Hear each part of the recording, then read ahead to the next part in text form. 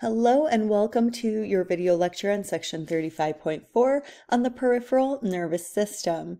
Our learning objectives here are to describe the organization and functions of the sympathetic and parasympathetic nervous systems and describe the organization and function of the sensory somatic nervous system. So we'll start off with what makes up the peripheral nervous system, and that is going to be our cranial nerves that are going to arise off of the brain, hence the word cranial, and our spinal nerves that arise from the spinal cord. Now we do have these areas in the peripheral nervous system where we have a collection of our neurons' cell bodies, and so we are going to call them ganglia for plural and ganglion for a singular use. Remember that when we have a collection of cell bodies in the central nervous system, it is called a nucleus, or if it's many of them, we call it a nuclei, or call them nuclei, that is. All right, so let's talk about our autonomic nervous system, which falls under the category of our peripheral nervous system.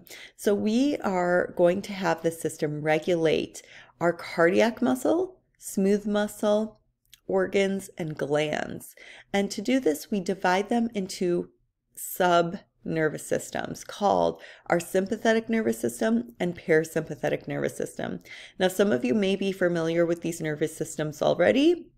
We call the sympathetic one the fight or flight response, whereas our parasympathetic is known as our rest and digest. So as you're sitting there listening to this lecture, hopefully your parasympathetic nervous system is triggered. We really only want our sympathetic nervous system turned on when we are in emergency states, right? Unfortunately, because of the high amounts of stress that many of us endure every day, our sympathetic nervous system is in use more than it should be. But let's talk about some of the differences. Notice how we have two sets of neurons for each of these systems. These are going to be motor neurons, and we will always have the first one serve as what we call a preganglionic neuron. And notice how in our sympathetic nervous system, it is shorter than compared to our parasympathetic nervous system. And what they do is they are going to synapse within a ganglion. So you don't see this pictured here, but I'm going to add it in. So let's go ahead and imagine that this is our ganglion. Remember, the term ganglion means that it is a collection of cell bodies. And so the cell body that it has is going to belong to our postganglionic neuron. Whoops, somehow I erased my ganglia. But anyway, within there, we're going to have many of these postganglionic neuron cell bodies. And from that ganglion, we are going to project the axon to reach over to our target organ. And remember, that has to be either cardiac muscle, smooth muscle, organs, or glands. And so we will see different functioning depending on if it is one from the parasympathetic or sympathetic nervous system. They're also going to release different types of neurotransmitters. So let's talk about that on the next slide. Note that all of these synapses are going to be involuntary. So let's talk about the sympathetic division first. Most of the preganglionic fibers are going to arise from the middle portion of the spinal cord. So really we refer to it as the area that is our thoracolumbar division, meaning that it is going to come from the area of the spinal cord. Let me actually go back to that slide. Here we are. The area of the thorax and the lumbar vertebrae. So I kind of didn't talk about this, but with the spinal cord, we have a cervical region that's in the neck, the thoracic region, which of course spans through the thorax, and then our lumbar region is going to make up our lower back, and then the sacral is really the area of our pelvis. But notice how we have these nerves coming off at each of those intervertebral foramen. So anyway, those sympathetic nerve fibers are coming from the region of the spinal cord in the thorax and the lumbar. So let's go back. And what we'll see is that most of the time that preganglionic fiber is going to be short and the postganglionic fiber is going to be long. Later on, you'll learn that the ganglia, which is shaded yellow here, will be kind of stacked all in a row. And we like to call this the pearl necklace because it just looks like a bunch of connected pearls.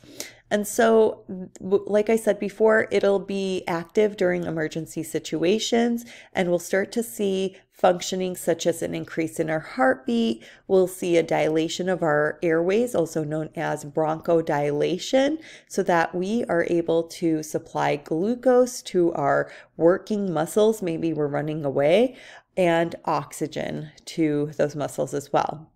And so at that point, when we're in an emergency state, we don't care about digesting our food in that moment or urinating. So we are going to inhibit our digestive and urinary organs.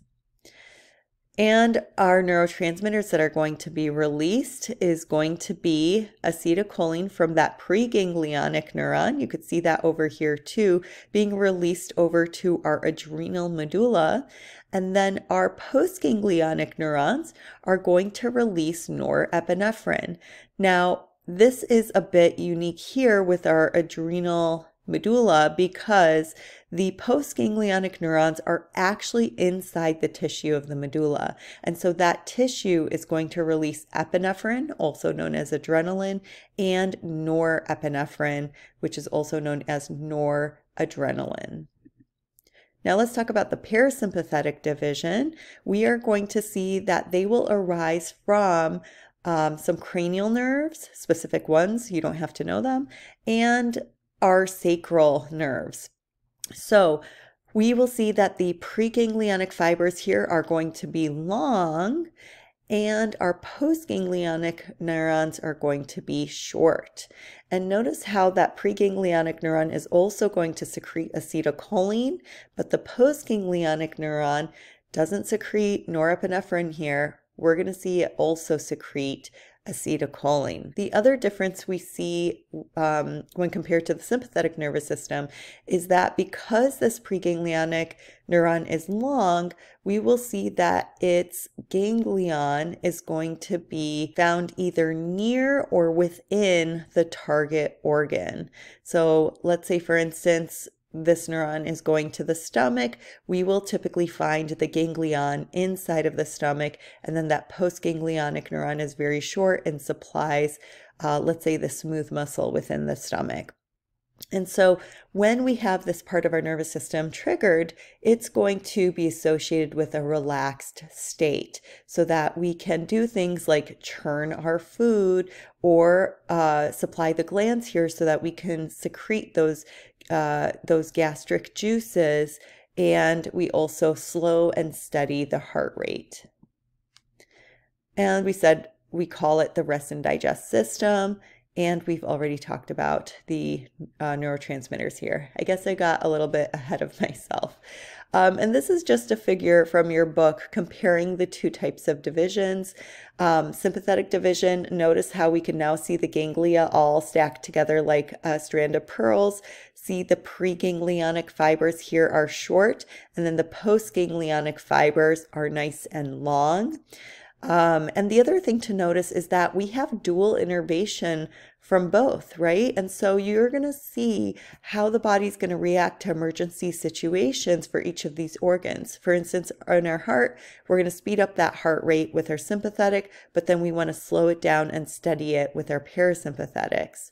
For digestive structures, you're going to see when we're in a state of an emergency, we are going to inhibit intestinal activity, but when parasympathetic division is active, we want to increase intestinal activity, being able to secrete certain enzymes into the intestines for maximal absorption and things like that.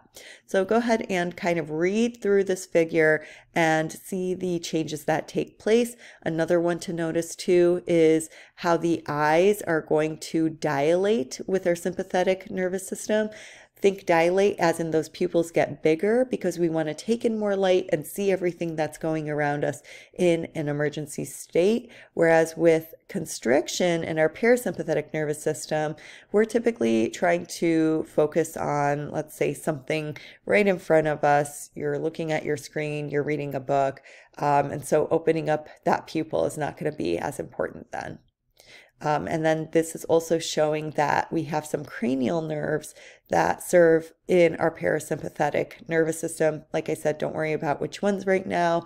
And then we have our sacral fibers coming out for parasympathetic as well. All right, our sensory somatic nervous system. This is going to be made up of our cranial and spinal nerves, and both will contain our sensory and motor neurons.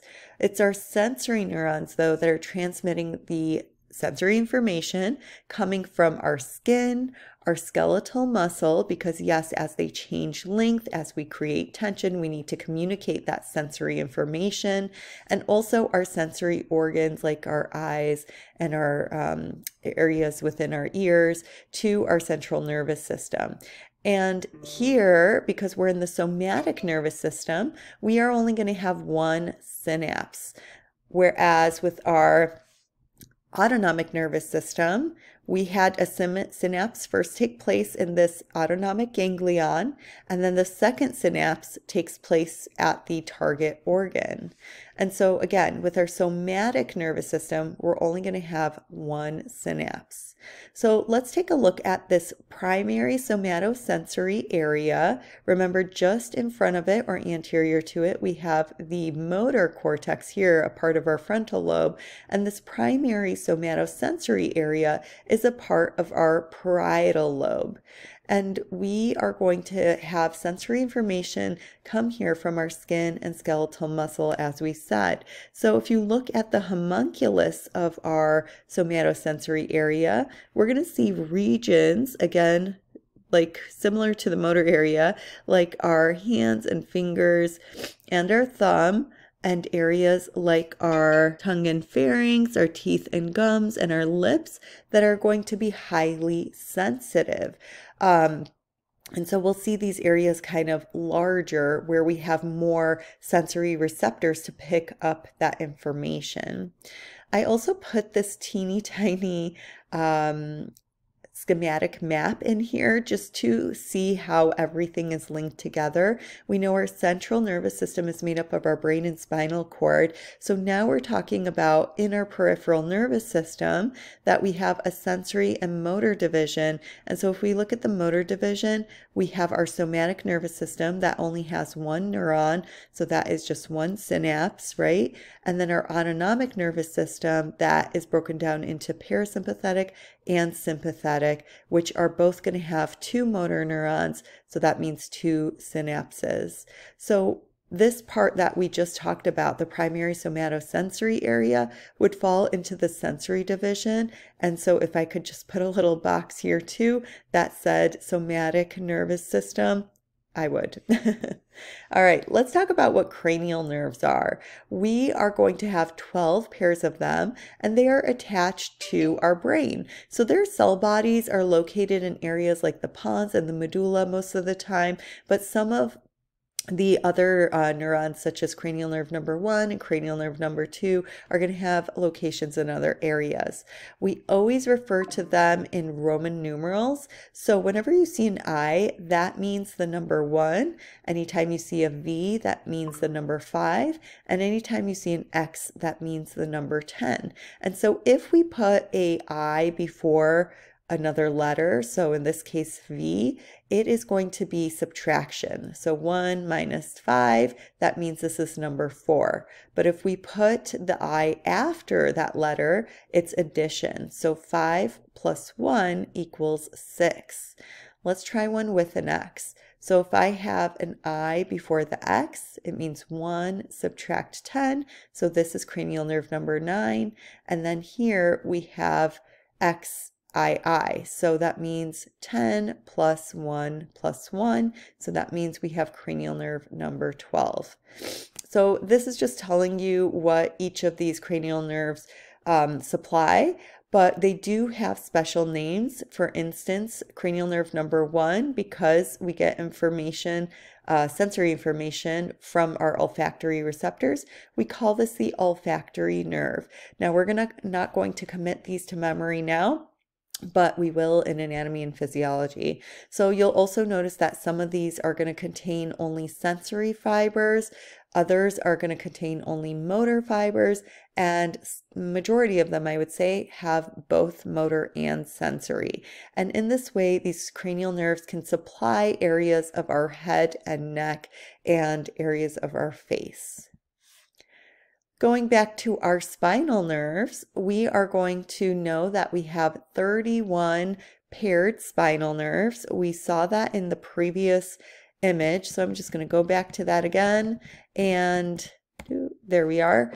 And so even though we're only seeing one cervical spinal nerve here, know that it's going to have a pair on the opposite side as well. If you remember, well, actually we could go to this photo here, how we had that dorsal root and ventral root come together and create the spinal nerve. So here we have it on the left and on the right. So that's essentially what this image is depicting. And even though if you know your vertebrae, you may know that our cervical vertebrae will have 7, but our spinal nerves are a bit different. We have 8 cervical spinal nerves, and that is because we have one extra one come off at the top between the skull and cervical vertebrae 1. Then our thoracic spinal nerves are going to be 12, lumbar spinal nerves are 5, and sacral spinal nerves are 5, and our last one is the coccygeal spinal nerve. And the best way to memorize how many of each is the way that you typically are going to have your meals. So breakfast is at 8 a.m., lunch is at 12 p.m., and dinner is at 5 p.m. And then you just have to remember that sacral is a repeat of the 5. And then just as a review on the roots one more time, just because I like this figure a little bit better, is we have sensory information here. There's like a pin going through the skin, so we're probably going to be sensing pressure and pain. And so we are going to pick up that sensory information through a sensory neuron. And because it's sensory, we know that we have to travel through the dorsal root.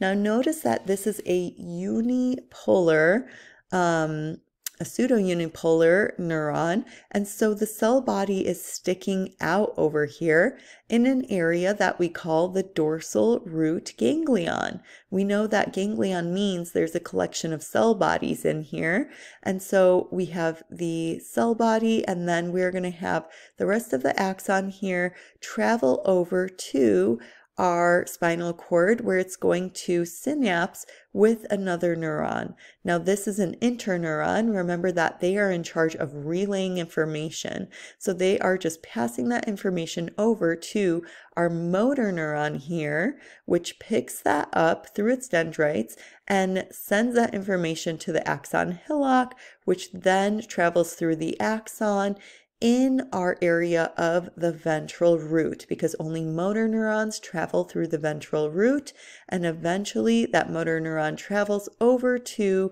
the bicep brachii muscle and helps to pull the hand away from the pin. So that is it. Remember that for our nervous system disorders, these are presented in class, and I have the PowerPoints posted in our Blackboard.